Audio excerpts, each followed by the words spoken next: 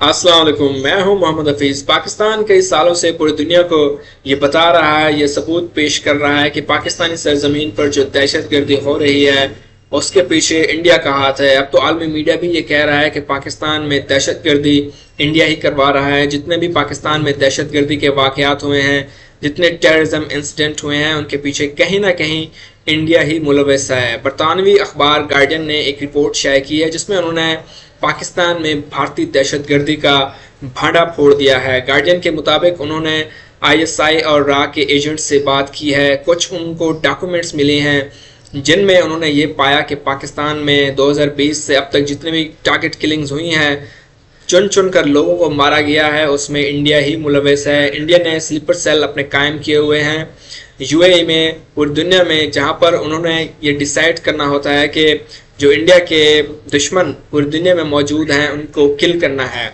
India ने ये policy 2019 में अपनाई थी जब पुलवामा अटैक हुआ था भारतीय कब्जे वाले कश्मीर में, जहां पर 40 से ज्यादा भारतीय फौजी मारे गए थे। तो इंडिया के national security adviser Ajit Doval और उनकी गवर्नमेंट ने ये पॉलिसी बनाई थी कि एजेंट्स के थ्रू अब जो इंडिया के एनिमी हैं उनको मरवाया जाएगा। आप देखें जो कनाडा में इंसिडेंट हुआ था जिसमें हरदीप सिंह निज्जार को इंडियन एजेंट ने वहां पर किल किया था, मारा था। इस पर जो कनाडा के प्रेसिडेंट हैं जस्टिन ट्रूडो, उन्होंने एहतजाज भी किया था और इंडिया पर डायरेक्ट उन्होंने इल्जाम लगाया था और जो डिप्लोमेटिक रिलेशन थे वो भी खराब हो गए थे दोनों ममालिक के। हरदीप सिंह निज्जार जो थे वो खालिस्तान के एक बहुत बड़े रहनुमा थे।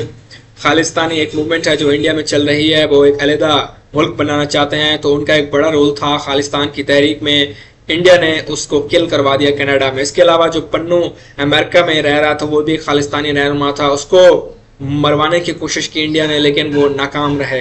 अगर पाकिस्तान की बात करें तो खालिस्तानी रहनुमा परमजीत सिंह को 2023 में लाहौर में कत्ल कर दिया गया एक अननोन पर्सन ने। तो वो कौन था? वो इंडिया का ही हायर करदा एक एजेंट था जिसको मिलियंस ऑफ रुपीज मिले थे। इसके अलावा 2022 में जाहिद अखंड को कराची में कत्ल कर दिया गया, एक नामालूम शख्स ने उसको मार डाला। इंडिया का कहना था कि ये जो जाहिद अखंड है दरअसल जहूर मिस्त्री है जो कि 1999 के तैयारा हाई जैकिंग में मुलविस है। इसके अलावा एक और पाकिस्तानी बशीर अहमद को 2023 में रावलपिंडी में एक अननोन नामालूम शख्स ने उनको कत्ल कर दिया, तो इसके पीछे भी इंडिया मुलविस था। एक और पाकिस्तानी रियाज अहमद को आज़ाद कश्मीर में एक नामालूम शख्स ने फायर करके उनको कत्ल कर दिया।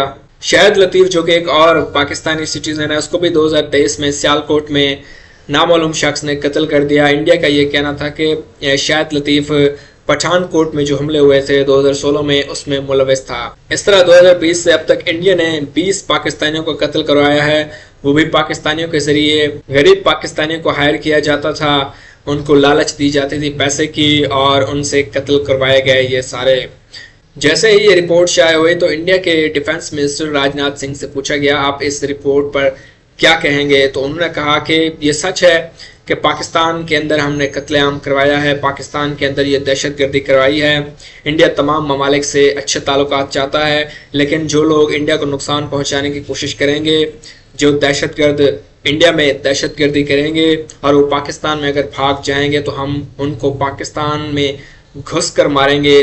तो वो एक तरह से कबूल कर रहे हैं कि पाकिस्तान में दहशतगर्दी जो हुई है इसके पीछे इंडिया मुलव्वस है और मुस्तकबिल में भी वो पाकिस्तान में दहशतगर्दी कराते रहेंगे। पाकिस्तान के फॉरेन ऑफिस ने राजनाथ सिंह के बयान पर कहा कि अगर इंडिया ने कोई भी हमाकत की तो इंडिया को मुंह तोड़ जवाब दिया जाएगा।